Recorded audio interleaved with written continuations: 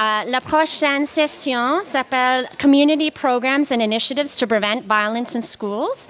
We have a lovely panel of practitioners to share their perspectives on these issues. So we are going to begin the discussion with our representatives from the Canadian Red Cross.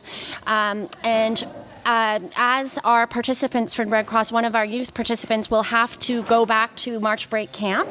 We are going to have their presentation first and then provide opportunity for questions at that time. And then we will continue with the rest of our presenters. And then there'll be more opportunity for dialogue at that time, okay? So we will begin, as I say, with Amélie Doyon and Kiana Bakerson.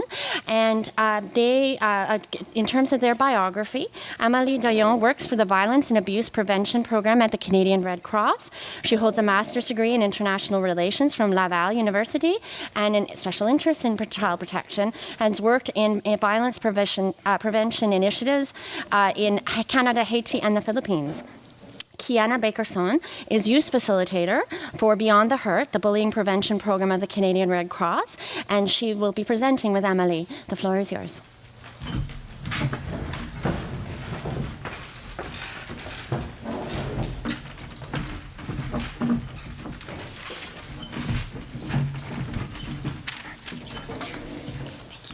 Bonjour à tous et à toutes. C'est vraiment un très grand plaisir pour moi d'être ici aujourd'hui, puis de vous parler un petit peu du travail de la Croix-Rouge canadienne, mais aussi et surtout vous parler de l'implication et puis de l'engagement des jeunes pour créer des environnements qui sont plus sécuritaires, puis aussi pour prévenir l'intimidation dans leurs écoles, dans leur communauté. Mon nom, c'est Amélie. Je travaille pour la Croix-Rouge canadienne et puis je suis conseillère en prévention de la violence pour notre programme de prévention de la violence qui s'intitule « Et du respect » ou « Respected » en anglais. Et puis... Hello, my name is Kiana Bakerson. I'm a grade 11 student at Colonel By Secondary School, and I have completed the Beyond the Hurt facilitation training earlier in January. And as was already mentioned, this is a program to prevent bullying and harassment in high schools. Alors, comme vous pouvez le remarquer, notre présentation va être bilingue. Alors, si vous avez des questions, soit en français, soit en anglais, on peut les prendre de toute façon. Alors, très brièvement, je vais juste vous dire quelques mots sur la Croix-Rouge canadienne parce que souvent, on est connu surtout pour notre travail après les grandes catastrophes naturelles ou nos cours de premiers soins ou de sécurité aquatique. Mais la Croix-Rouge canadienne est aussi impliquée dans la prévention de la violence. C'est un domaine d'excellence pour nous. Et puis, on travaille dans le milieu depuis maintenant 30 ans, donc depuis 1984. Qu'est-ce qu'on fait exactement? En quoi consiste notre travail? Eh bien, on travaille principalement avec les écoles, avec les organisations jeunesse et puis aussi avec les communautés pour faire de la prévention. Alors vraiment, la prévention, c'est le cœur de notre travail. Comment est-ce qu'on le fait? Bien, on le fait à travers l'éducation et puis aussi à travers la sensibilisation. On travaille avec différentes audiences. On a différents programmes aussi qui traitent de différents types de violences interpersonnelles. Mais par moment, on va travailler directement avec les enfants, directement avec les jeunes ou encore avec les adultes, que ce soit parents, professeurs, leaders dans la communauté. Alors, on a vraiment 4 volets d'intervention que vous pouvez voir à l'écran. Le premier, c'est vraiment la mise en œuvre de processus pour prévenir la violence, et surtout au sein des organisations puis au sein des communautés. On travaille aussi de près avec la prévention de la violence faite aux enfants et aux jeunes. Un autre volet d'intervention, c'est la promotion des relations saines chez les jeunes. Alors, surtout prévenir la violence dans leurs relations amoureuses. Et puis notre dernier volet d'intervention, celui sur lequel on va mettre un petit peu plus d'emphase aujourd'hui, c'est la prévention de l'intimidation et du harcèlement. Alors Kiana et moi, aujourd'hui, on va vous parler spécifiquement du programme qui s'intitule « Au-delà de la souffrance » ou bien « Beyond the Hurt » en anglais. Et puis, juste quelques mots sur le programme. Qu'est-ce qu'il y a de particulier, ce programme-là? Eh bien, c'est qu'on travaille directement avec les jeunes. Ce sont les jeunes qui deviennent les agents de changement au sein de leurs écoles. C'est un programme de prévention universel, donc ça veut dire que ça s'adresse à la population entière des étudiants à l'école. Et puis, ça vise spécifiquement le développement et puis l'apprentissage de la socialisation chez les jeunes. Alors, c'est vraiment l'implication des jeunes. Et ça, c'est certain, ils ont besoin du soutien de leurs enseignants, du soutien de l'école, de l'administration, mais c'est vraiment leur engagement à eux qui permet de transmettre le message au sein de leur école, mais aussi qui donne beaucoup, beaucoup de légitimité à ce message-là et puis qui entraîne un changement de culture au sein de l'école.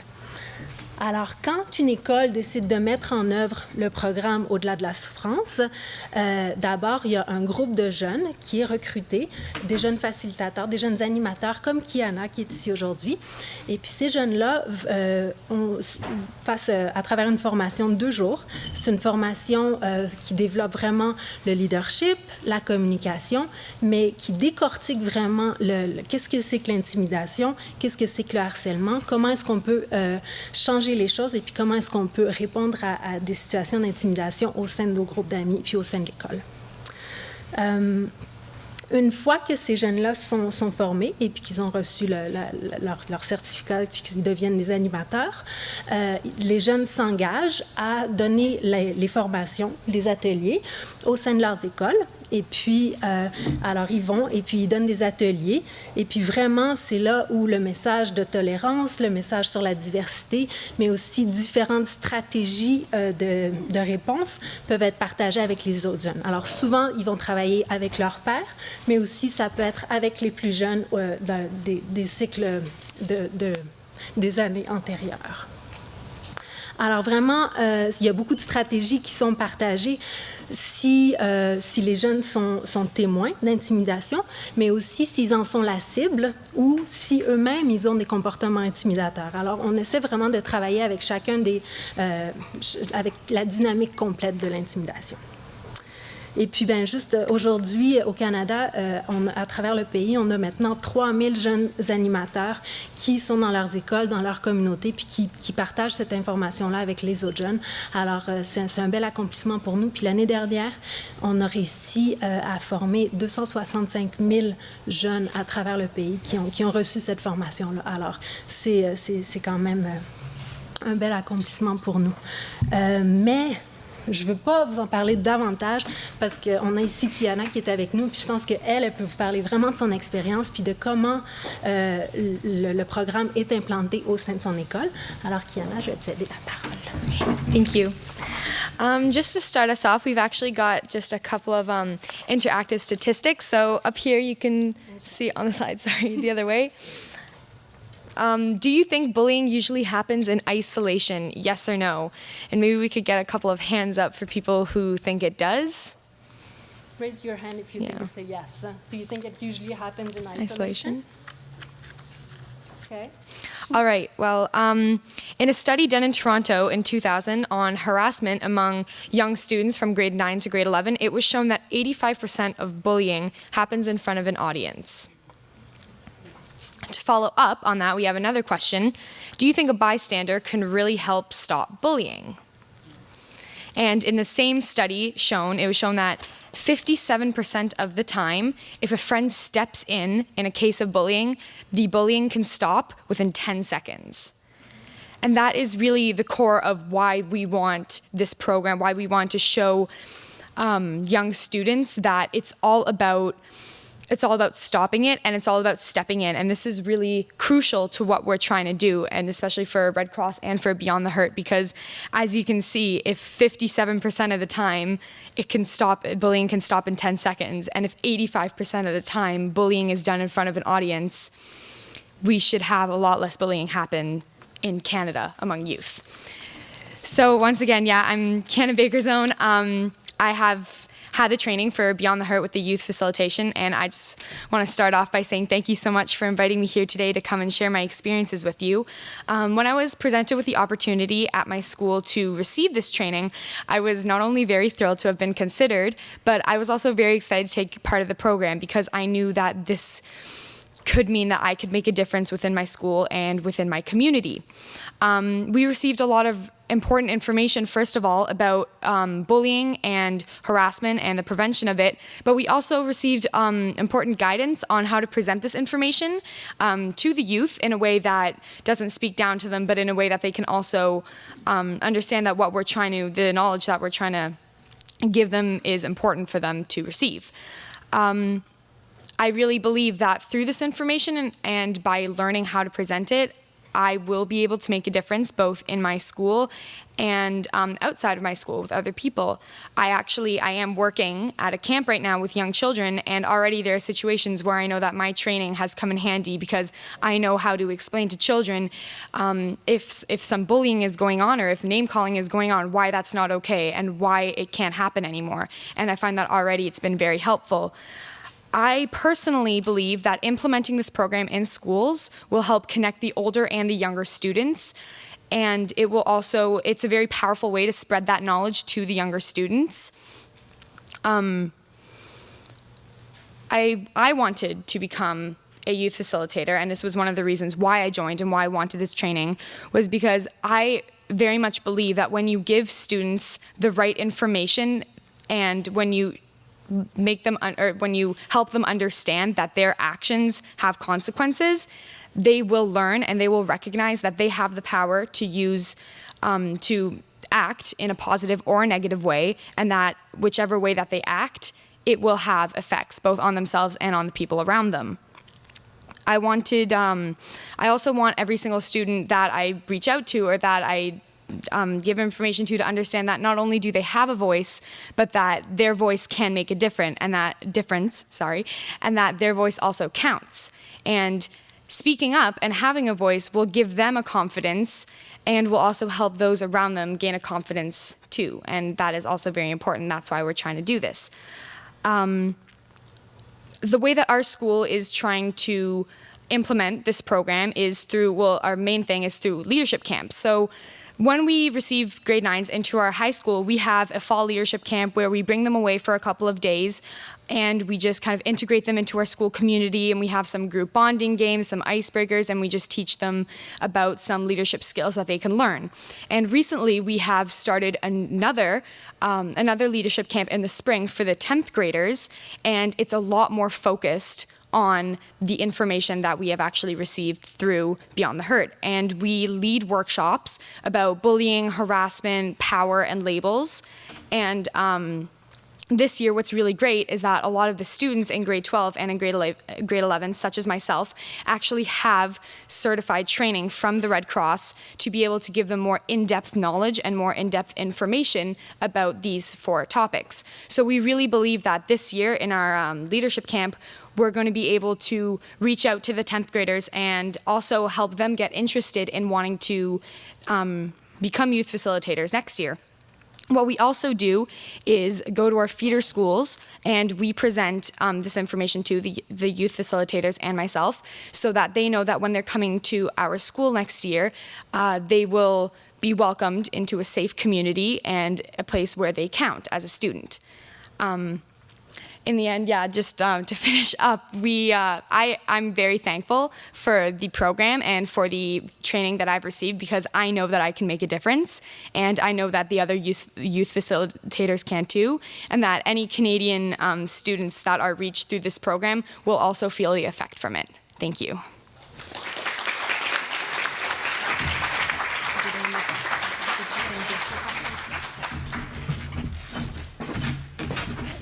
So as I mentioned at the beginning, we're going to take questions for the Red Cross presenters now before we continue with the rest of our panel. So does anyone have any questions for Kiana and Amalie?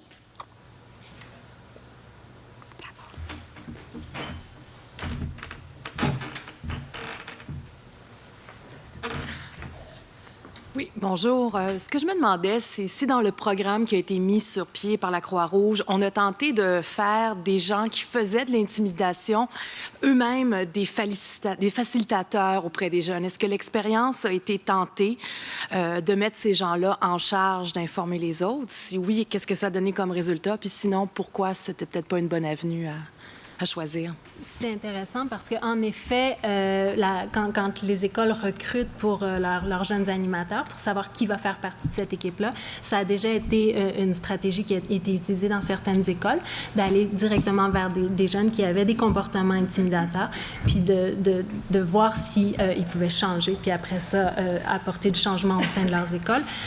Nous, c'est pas particulièrement l'approche qu'on recommande, parce que ça peut être un petit peu plus difficile d'inciter le changement de cette façon-là. C'est un programme de prévention universelle, ça s'adresse à tout le monde.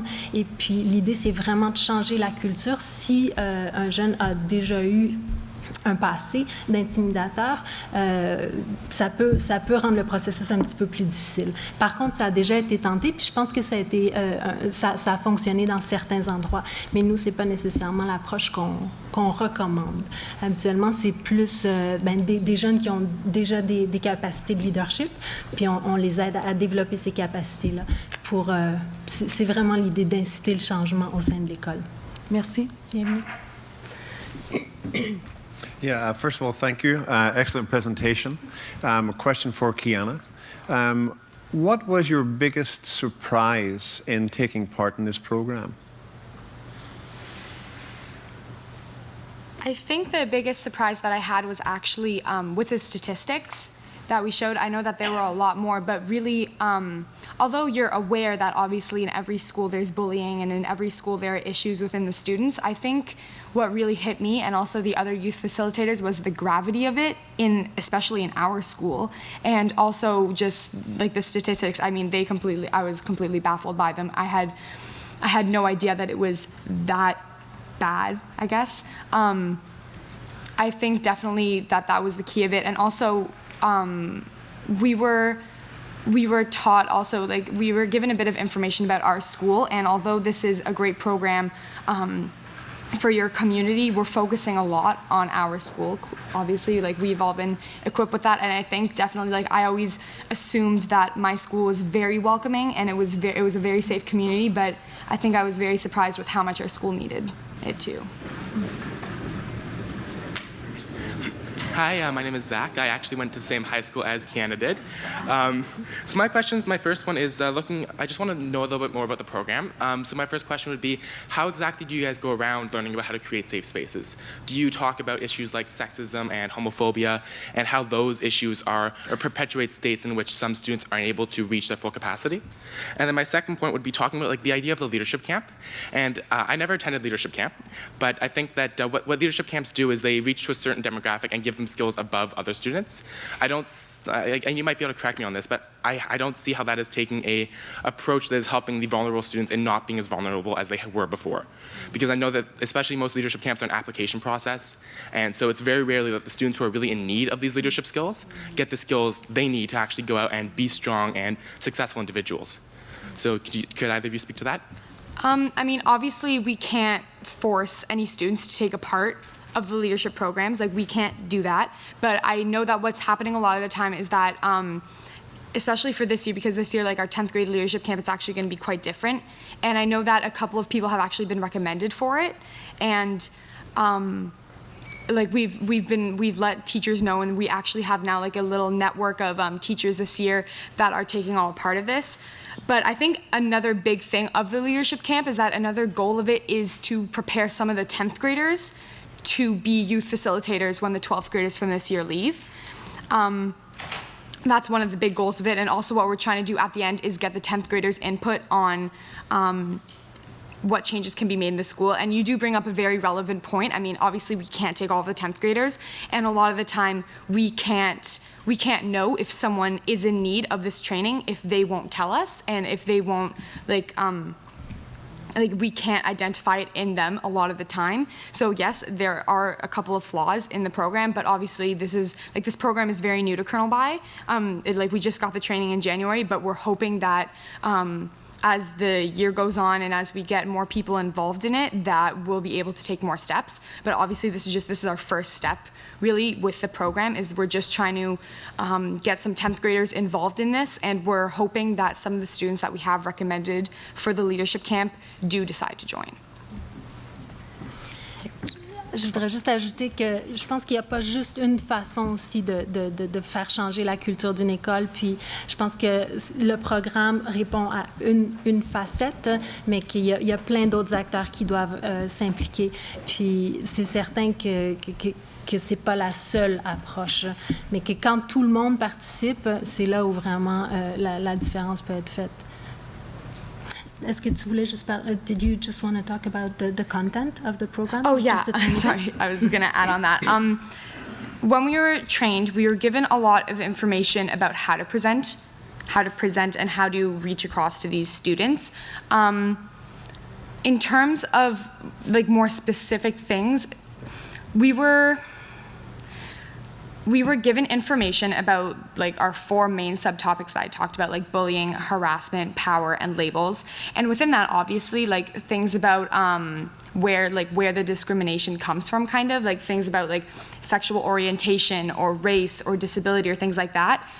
Although we weren't specifically told about that, we were given information about it. And obviously, a lot of the students, we are aware of the problems within a school, and we understand that there are problems within any school that have to do with those areas. And we now know, having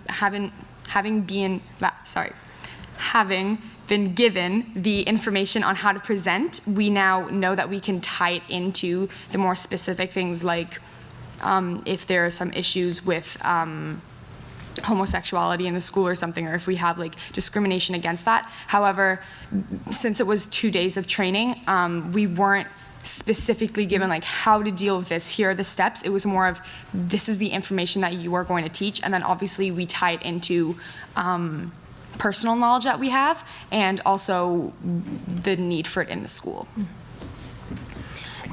Et j'ajouterais que le programme est vraiment basé sur une série d'activités qui sont participatives puis qui sont spécifiques pour des âges en particulier. Alors, on a des activités qui vont pour de grade 6 to grade 12. Et puis, alors, c'est basé sur la participation de tout le monde puis l'engagement des jeunes. I was wondering what percentage of the bullying involved the use of social media? Are you asking the question specifically for Kiana's school, or? Well, just generally. Generally. That's a difficult one. I'm sorry, I don't have that answer. I don't know if other panelists would know. Or. I don't know the exact number, but I know especially when we were talking with a network of teachers in our schools, one of the primary ways that bullying in our school is done through the media and through cyberbullying. And that is actually one thing we're going to be doing a separate like kind of day on that. We're not actually going to be, like, obviously when we talk about bullying as a whole, we talk about like the 4 ways of bullying, and cyberbullying falls under that. And we are going to put a great emphasis on it. However, I don't know the percentage, or I don't know any numbers, but I know that unfortunately within our school, it is the majority of where the bullying comes from, and we're taking steps to deal with that appropriately. Thanks.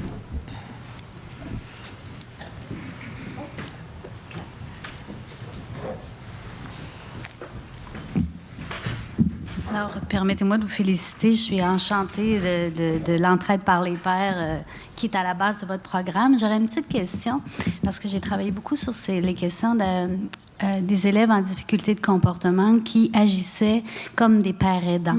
OK? Alors, intégrer dans une école où ce sont que des élèves en difficulté, ça fonctionnait très, très bien. Maintenant, le défi, c'est qu'ils soient choisis comme des pères aidants pour vraiment faire l'aspect inclusif. Alors, ma question, c'est comment réagissent les élèves qu'on considère à risque, ou les élèves qui ont des problèmes de comportement dans la façon dont vous menez votre programme? Comment ils réagissent à ça, ceux qui se sentent visés ou qui ne sont pas dans la base de l'universalité, là, mais est-ce qu'ils ont une place, ou comment ils prennent une place? Est-ce qu'ils fuient? Est-ce qu'ils sont participants? Comment ils s'identifient à ce programme? Comment ils agissent? Je vais parler juste d'une façon un petit peu plus générale, puis peut-être que Kiana peut, elle, parler de l'expérience dans sa salle de classe. Mais je sais que quand quand on parle de l'intimidation, pour nous, c'est très, très important de ne pas parler de l'intimidateur, de la victime et du témoin. On parle d'une dynamique. Alors, on parle des gens qui ont des comportements intimidateurs. On parle des gens qui peuvent, à certains moments, être la cible. Puis, on parle des témoins. Mais on sait que c'est une dynamique qui est changeante. Alors que le matin, la personne qui est intimidée va être à l'école. Puis, le soir, ça devient la personne qui a le comportement intimidateur au sein de sa famille. Alors, on aborde vraiment le sujet d'une façon très large. Et puis, on décortique cette dynamique-là, mais on va jamais mettre... On a des activités qui sont participatives. C'est basé sur le développement de la socialisation, de la compassion. Ça reste des concepts, puis un apprentissage pour toute la salle de classe. On ne va pas cibler des gens en particulier. Ce n'est pas un programme d'intervention spécifique pour les jeunes qui ont des problèmes spécifiques. C'est vraiment pour développer des capacités chez les jeunes en groupe. Alors, mais je ne sais pas, peut-être qu'il y en a une expérience. Comment ils réagissent? Well, in terms of the youth facilitators that we had and that were chosen to run the program, I'm not sure if this is completely going to answer your question, but I'm hoping it will.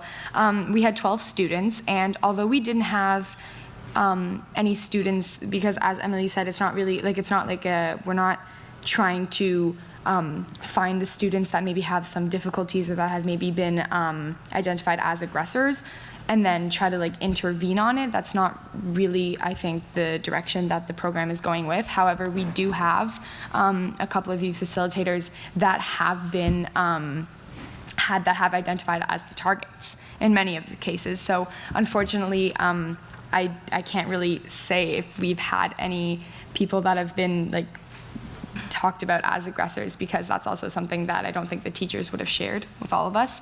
But I do know, for example, I know that I'm fairly sure that the girl who introduced the program to our school, she actually had identified herself as having had issues with bullying in the school, and she said, "This is a great program. I think this program will really help us." And then the teachers got involved in trying to make it happen. So unfortunately, I don't really have the information to say how anyone that has identified as an aggressor would have dealt with the program or how they would have fit in if they had been in the program, because I don't know if any of them had. That's information we weren't given. But I do know that there are some students that have had the training that have been the target of bullying, and I know that I think that they definitely think now that they will be able to make a difference too, and that having that personal experience, they'll be able to really share with other students how important it is that it starts to stop.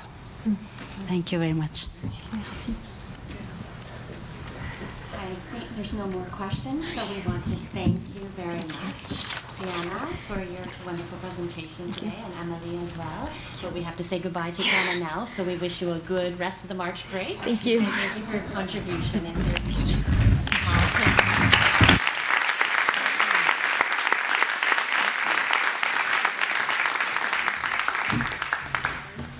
On va continuer maintenant.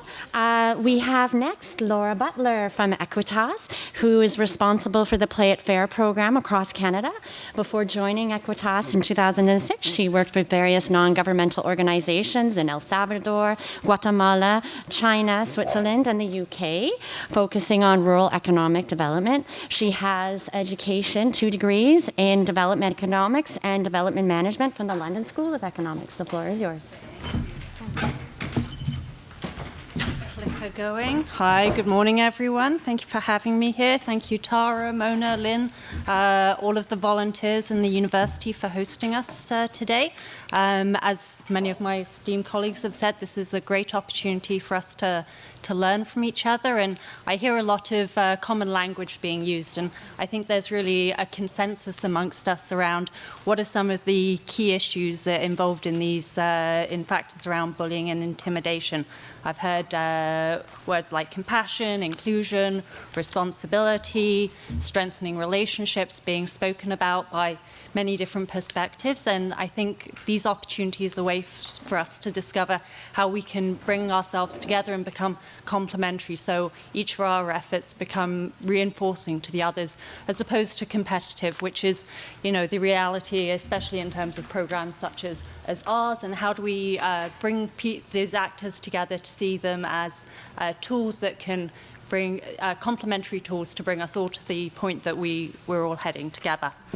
So we've heard about one of the options for the how do you start to promote these social and emotional skills, the compassion, the empathy, the responsibility. I'm going to speak to you a little bit about the Play It Fair program, which is another one of the potential hows for you to consider.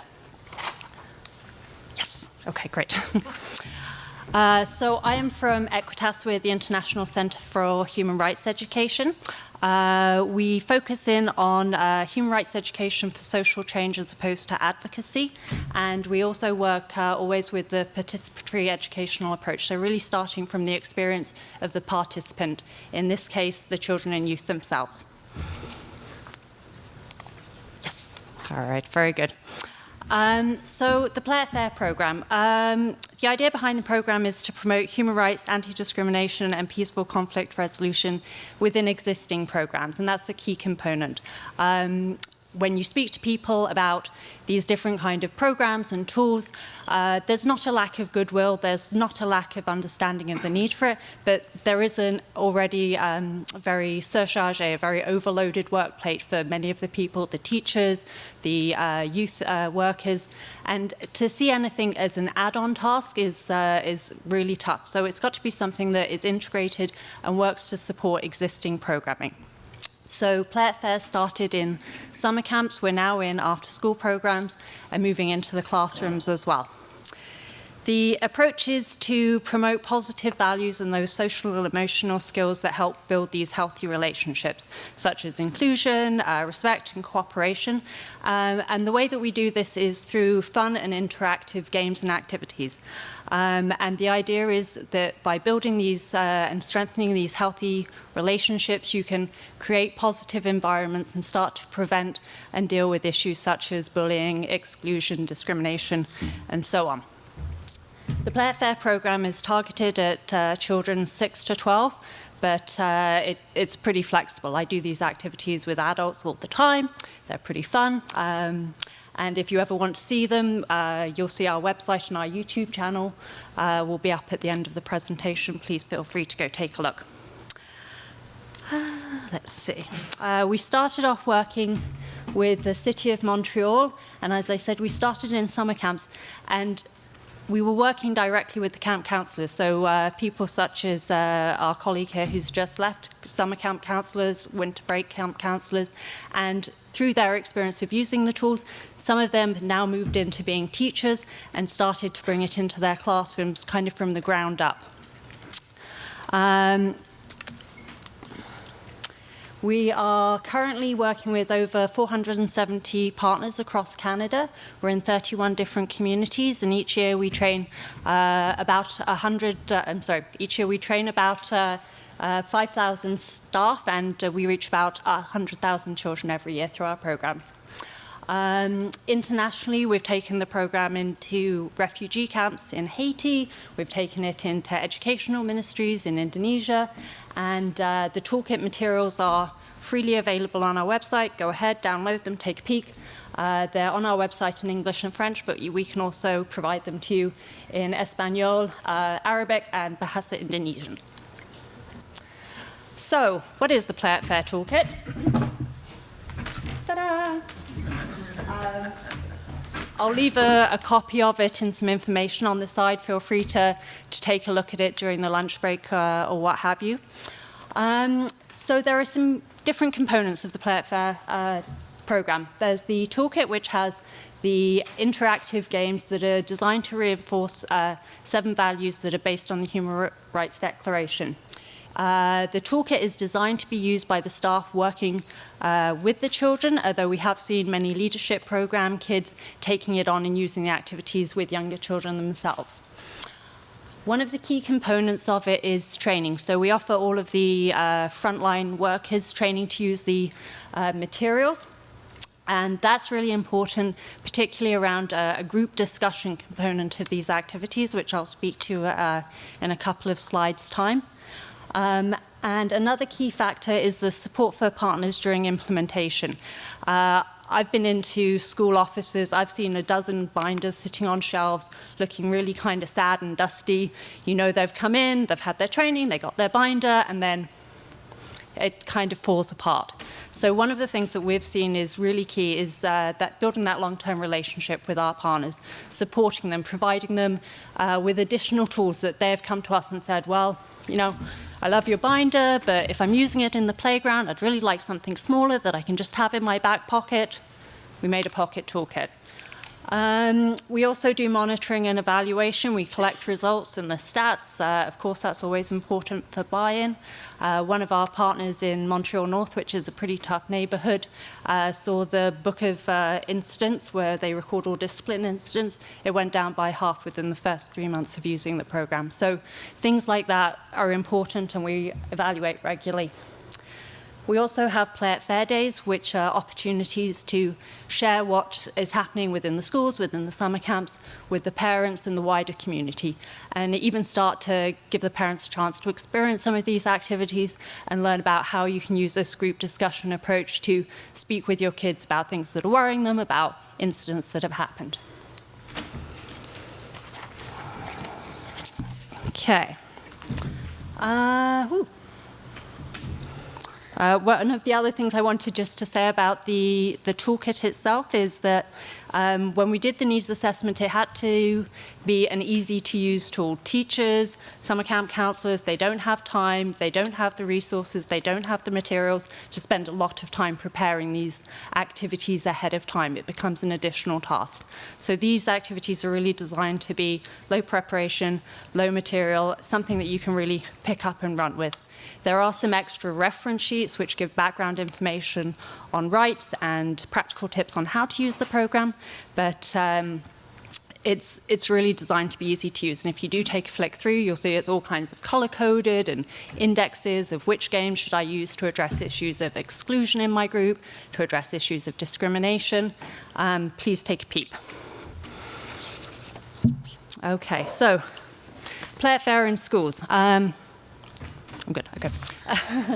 So as I said, we've kind of come into the school environment through two different directions. One was through some of those summer camp counselors who became teachers and started using the tools from the ground up.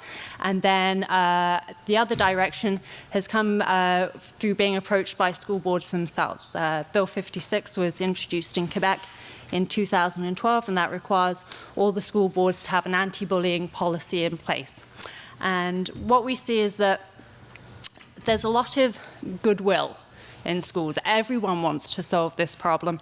The staff want to, the kids want to, the school boards want to, but there's a lack of practical tools that are designed for that environment and that work effectively. I'm going to come back to this in a little bit, but what we're talking about is when we speak about violence and bullying, we're often speaking about a failure in that social and emotional learning. So a failure of empathy, a failure of compassion, a failure of respect and responsibility.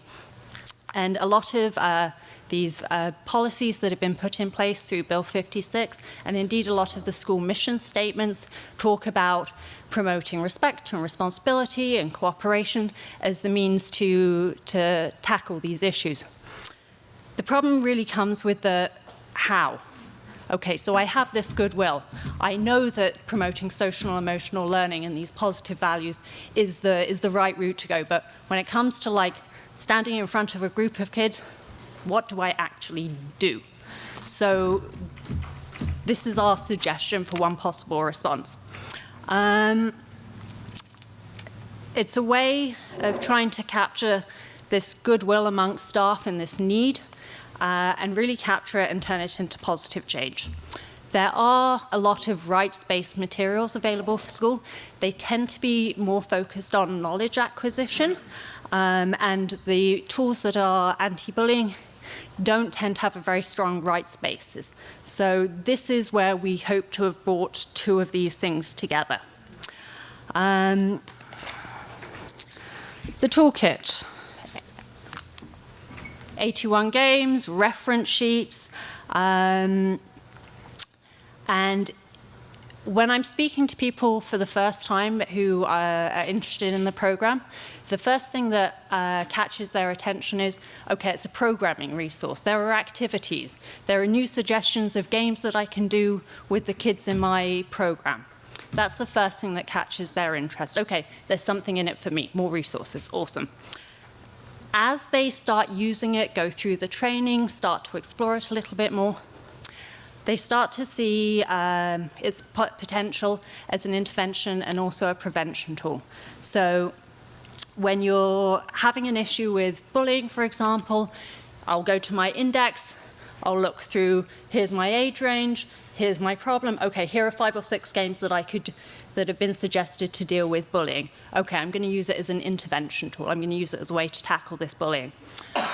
A little bit further on, you know what? I don't want to have to intervene in these issues. I want to prevent them from coming up in the first place. Let me set up some expectations from the beginning with the young people in my group.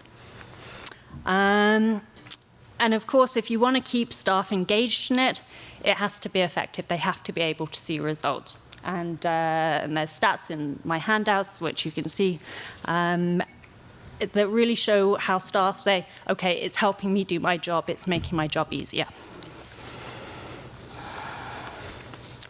Whoop. Okay, how does Play It Fair work? It's based on the 7 positive values that stem from the UNHDR. And the idea behind this is rights are really expressed and experienced in our attitudes and behaviors towards each other. Play It Fair focuses on action, getting children and staff to treat each other on a day-to-day basis in a way that's respectful and reinforcing of rights. Why the value focus? Some of the games are focused on building knowledge around rights, but the overall focus and terminology is on values rather than the specific rights. There's a couple of reasons for this.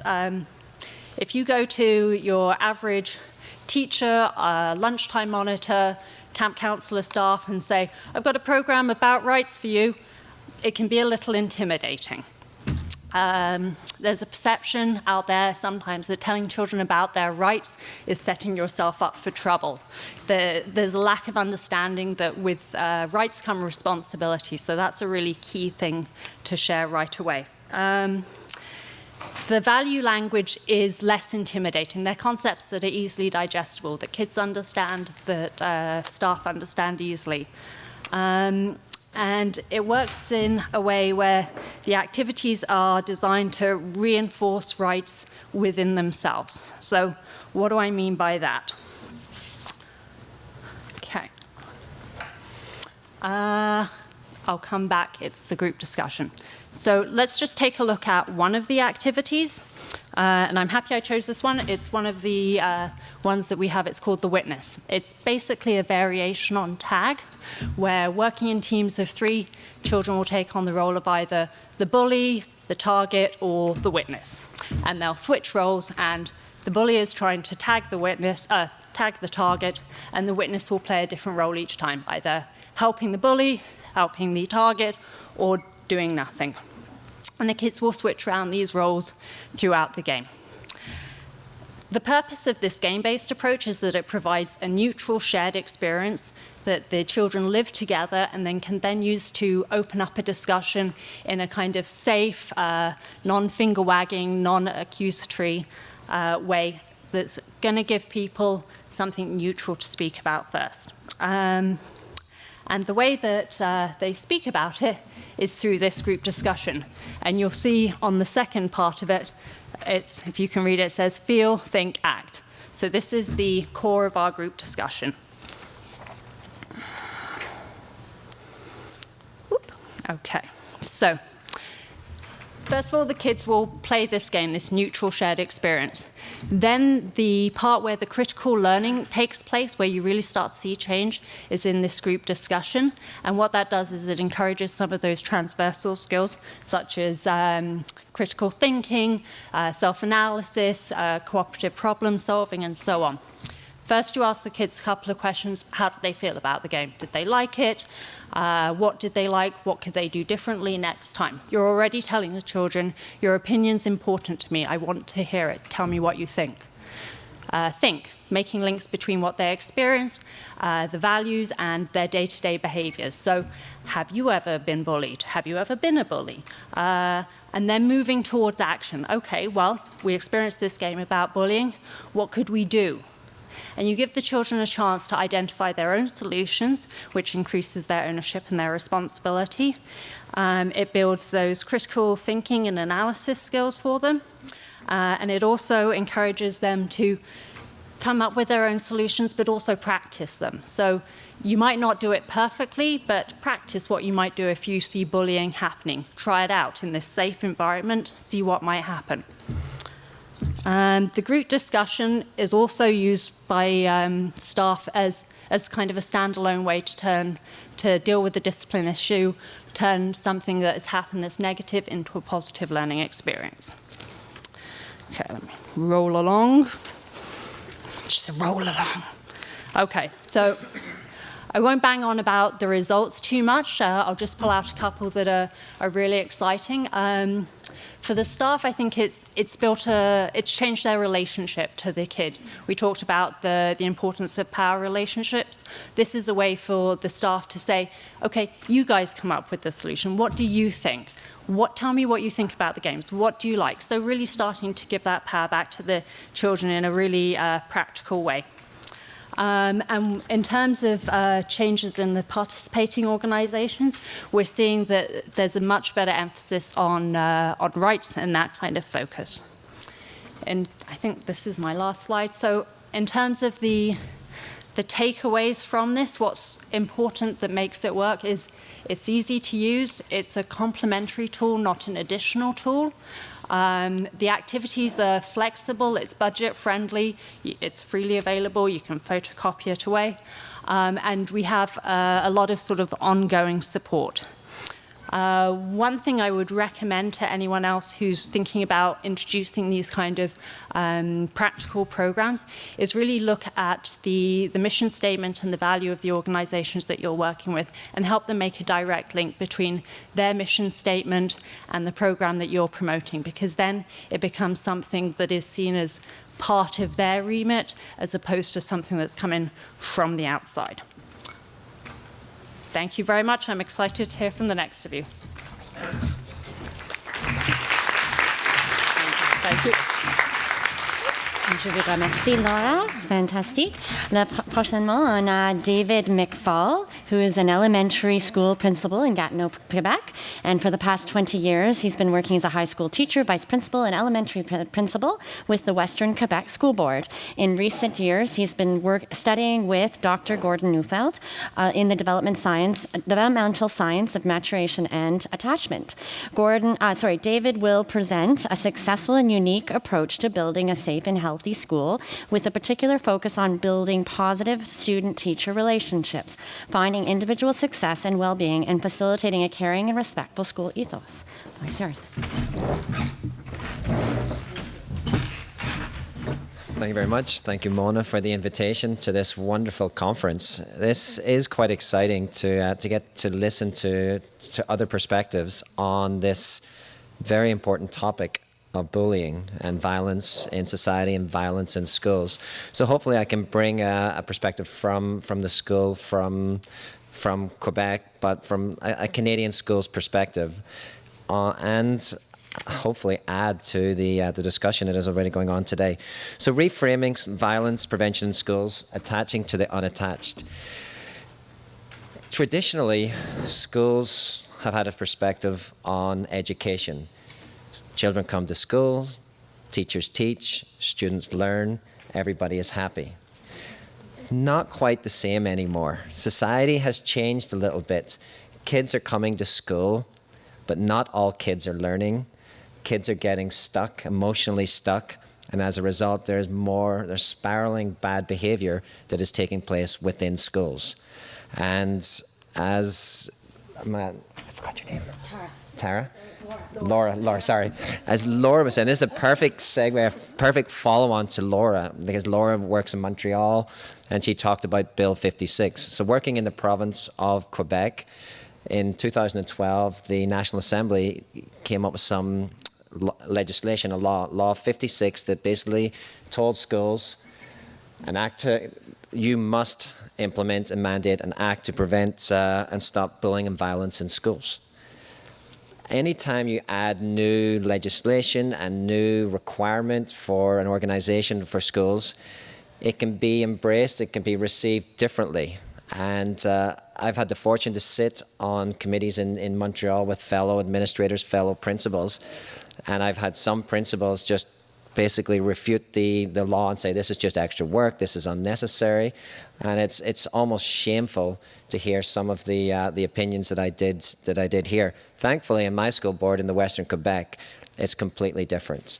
This is a requirement because this is what we need within our schools. We need to find a way to an embodiment of what we're already doing in our organization within our schools, within our school boards, to showcase this is what we're doing to prevent violent acts and prevent bullying behavior from taking place in schools. So in June of 2012, this became law. There's a gentleman who spoke earlier for one of the questions, David Millen. I had the fortune to work with David prior to this law, prior to the government actually initiating this, and we were working on this very thing. How do we change our school board's policy to violence and bullying? And he introduced a program for our school board called the Dr. Oveus program. Dr. Oveus' program is a very structured program, very methodical program of the roles of teachers, the roles of how teachers respond to bullying, how children respond to bullying, to bystanders, again, very similar to Laura's presentation. And when there's a script, when there's a framework to follow, it is much easier for teachers, for students to actually know how to respond when they see a bullying situation taking place. And that is one layer, one approach to hopefully transforming this kind of these violent acts or perpetuation of bullying within a school. At our school boards, once this was implemented, what they did at the same time was introduce the Tell Them From Me survey, which is it's been going on for about 5 or 6 years by Dr. Douglas Wilms, and it's an excellent survey for schools. I think each year 30,000 students across Canada take this survey, and we've been doing it at our school board, as I said, for the past 4 years. Disturbingly, the trend hasn't changed. Students' responses to bullying behavior has been stuck at 26% for the past 4 years. And with all the new programs, the new legislation, you would assume that, okay, well, perhaps this trend's going to come down. Students are not going to be victimized or the perpetuation of bullying is not going to continue to take place if we're more aware and if we're actually doing something within the school system. At our school, I just got the results yesterday from 175 students between grade 4 and grade 6 that took this survey this year. And our bullying number of students that indicated bullying 3 years ago was 35%. Last year went down to 14%. This year again, it's 15%. And that can always be a strange number. You can look at it one of two ways. You can see the number lower, which means that is great. Bullying's being reduced. Or you can look at it differently, that students just aren't coming forward and reporting bullying incidents. So the data, the statistics can always be misleading or can always be interpreted one way or another. But within that data, it was very interesting that, and this piece of this statistic just stuck out at me when I read it yesterday. Children indicated, and this is at an elementary school, 65%, they believed that 65% of teachers do not know that bullying is taking place. And to add to that, the type of bullying that they indicated that was taking place within our school, that it wasn't physical or verbal. There was still physical and verbal bullying taking place, but the majority was exclusion. and over 30% admitted or indicated that exclusion was the main bullying that was taking place in the school. And we pride ourselves on having a safe school, a safe community, and our teachers are trained in Oveus, and we're also trained in Dr. Neufeld's paradigm of understanding the developmental process of maturation and attachment. So we truly believe we're a community school, a great school. But at the same time, there are these underlying conditions that are impacting children's safety in school, which is obviously going to impact their learning. But when it gets to exclusion, that's a kind of bullying behavior that can take place in a classroom with a teacher. And it's so subtle that you don't even notice it, but yet it's still threatening, it's still excluding students, and how they respond to that is going to dictate how well they do social emotionally and how well they do academically in school. So the Tell 'em For Me survey has been very good at giving us data, information from the student's perspective of what is actually happening in our school. A colleague and a close friend of mine, Terry Cariati, who's a principal of a high school in our board, which is maybe 6 or 7 kilometres from here, Philemon Wright Hadley, he had the opportunity to work with CBC, to work with Mark Kelly, and he was the only principal that would actually accept CBC coming into his school. And what they did is they brought the bully booth into the school. But basically, students were able to go in and tell their stories. And when, I don't know if anybody saw the 1-hour documentary on CBC, it was about a year and a half, maybe about a year and a half ago. It was frightening. It was frightening that the stories that the children told, the bullying that they've been subjected to from kindergarten right through to grade 11 in Quebec.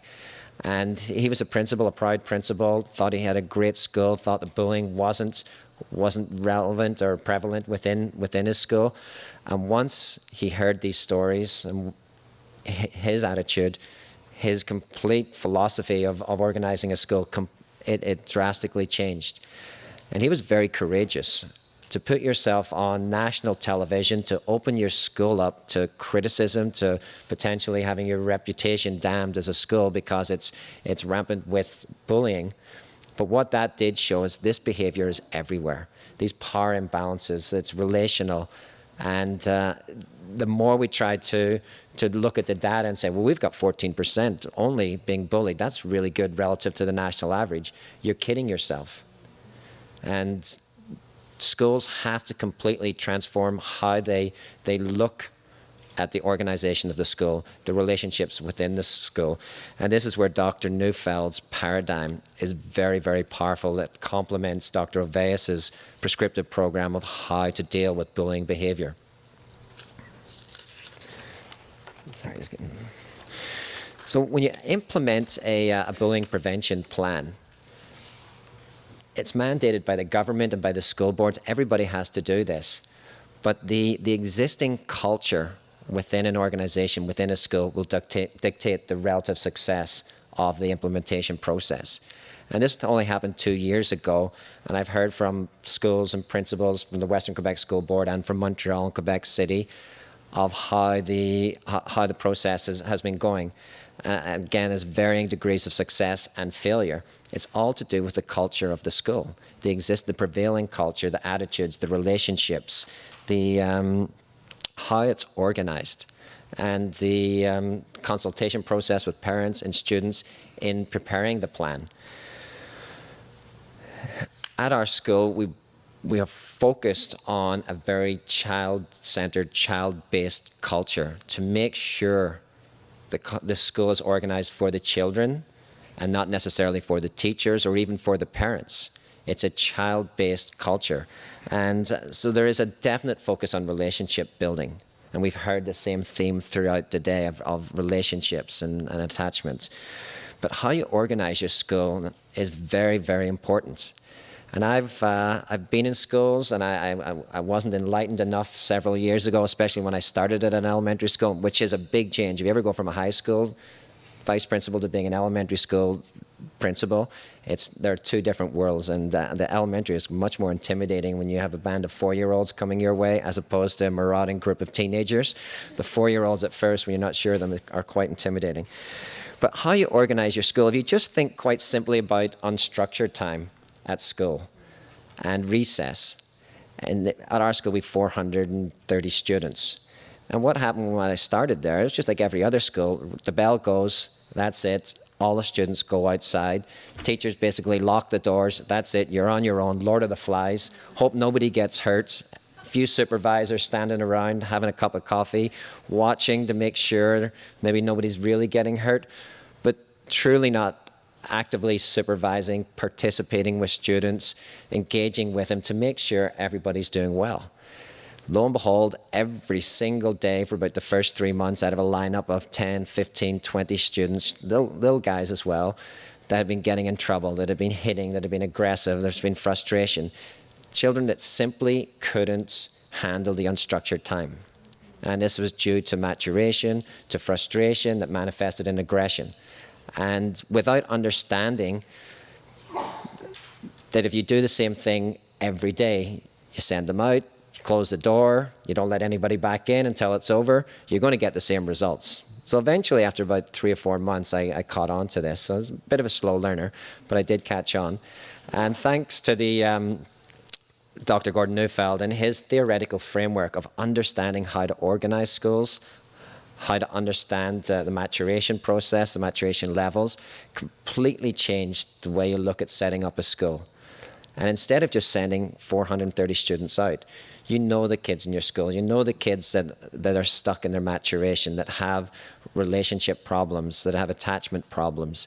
And if you identify those students and match them up during unstructured time, you have activities in the gym, sports, soccer, basketball, even dodgeball. You have a games room, you have a music room, you have teachers set up in different rooms during recess, and you target certain students with other students who just like to be in the gym, and you target those students and keep them close to an adult.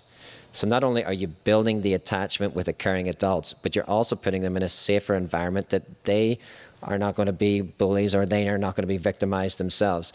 So when you started to simply change the organization of the school, you get different results. You get fewer and fewer people coming in after unstructured time. And then these students are now ready to go back to class and learn. And it's such a simple little step that had a huge impact on the culture of the school. But I didn't see it at first, so my thanks to Dr. Neufeld.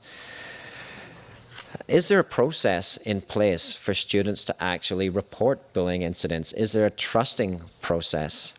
And a couple of years ago, we put in referral forms, confidential referral forms in the students' agendas, so students could actually give to parents, give to principal, give to a trusting adult, a teacher in the building, and they could report any incidents that they felt were bullying incidents. And it started to trickle in after the first year. This year, we're getting much more. And that takes me back to the data, the statistic of, should you have more people reporting bullying or less? Which is a better piece of data? And some will argue having more, because then you're actually confronting the problem and doing something about it, as opposed to just saying, oh, we've only 14%, things are good. And 14% of over 400 is a lot of students. I'm not going to do the quick math up here on that. But it's giving students the voice, giving students the opportunities. And if you put them in a position where they can gain leadership skills, where they can gain empathy and those values that we're trying to teach, you can't teach these values. They have to actually do something to intrinsically gain these values. So at our school, we have a students' council that participates in our governing board meetings and teacher meetings. We have students that are engaged as peer helpers, as game leaders, as reading buddies, as mentors. If they're put in roles that they're able to flourish because they've been given that opportunity, they do flourish. And if you want to understand the bully is generally a child who has broken relationships, has come from a wounding environment. There's something wrong with the child's relationships. But at the same time, this child is usually very popular, has usually got an alpha presence. But with an alpha presence, the instinct is to take care of people. But a lot of the bully dynamic actually happens when a child's feelings or their maturation processes become stalled. There's an emotional disconnect. The brain starts to to harden the heart or shield the heart because there has been a lot of wounding. And when a child becomes desensitized and doesn't care, and they're alpha, instead of taking care of people, they're going to exploit.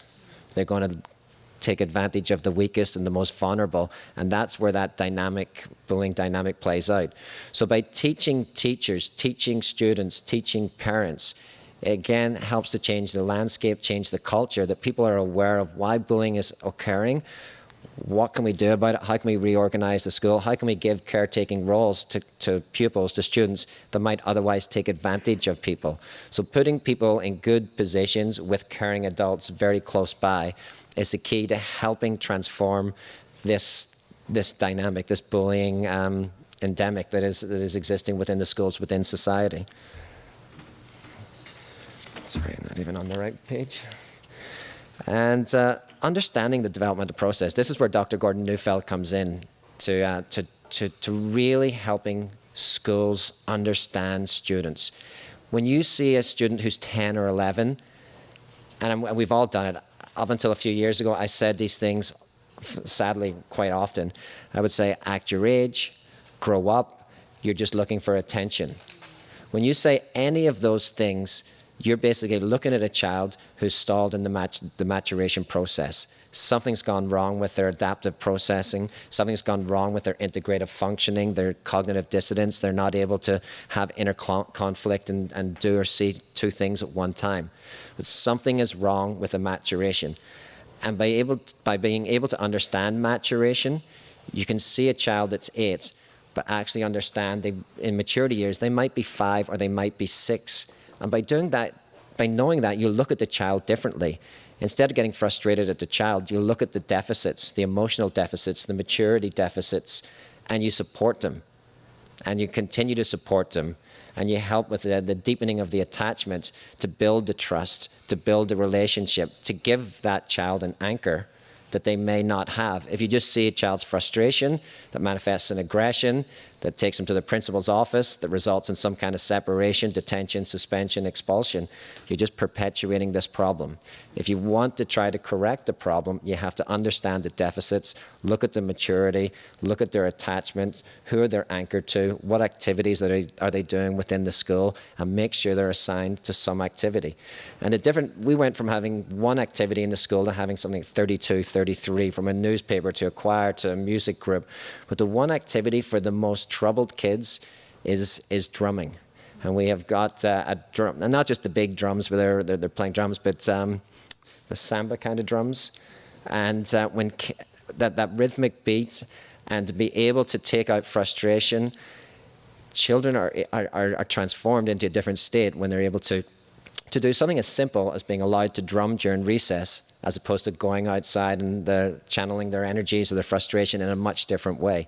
So it's being very strategic, intentional in how you organize the school, how you understand the maturity levels of students, understand their attachments with their parents, their primary caregivers, and with the teachers within the building.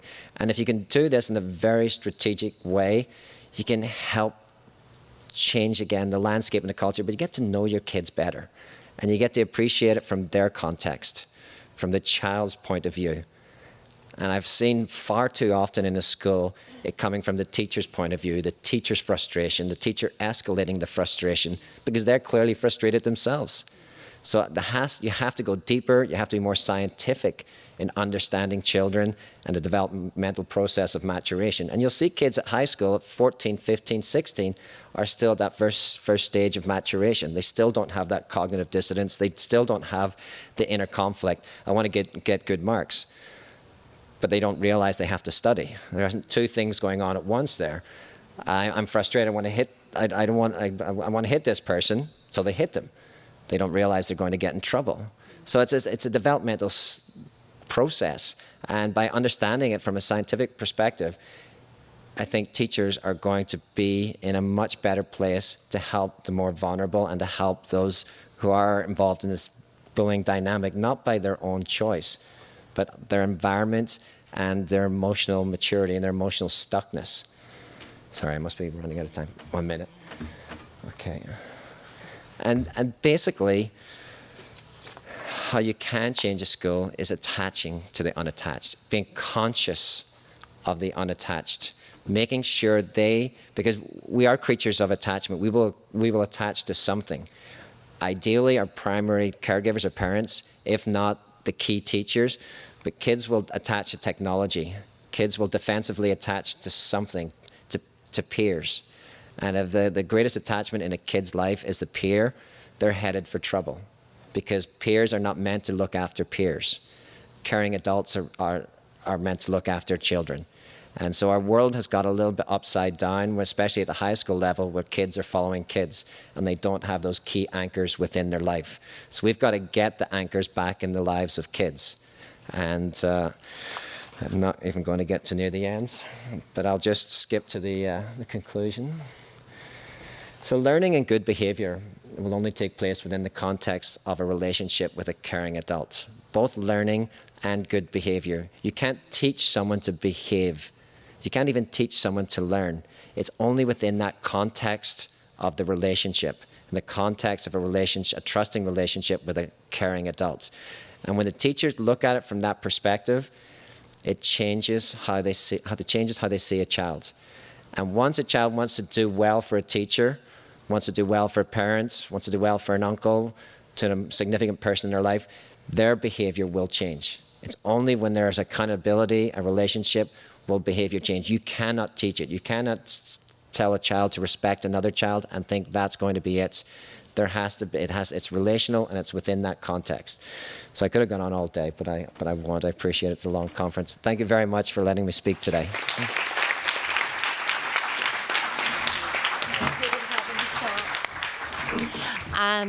On a quelques minutes, 3 minutes peut-être pour les questions. Est-ce qu'il y a quelqu'un? Je regrette. Any questions? I'm sorry, so little time, but please come up and share your questions. I'm Marianne Breeze. I work for the government, federal government. I was wondering, in the full circle of who's involved in this issue, I don't hear the parents' role so much, and I'm thinking, how are your programs also integrating the role of the parents, whether primary or secondary school, and what are the impediments to really getting that involvement, or why have your programs not targeted? Is this on? Yeah.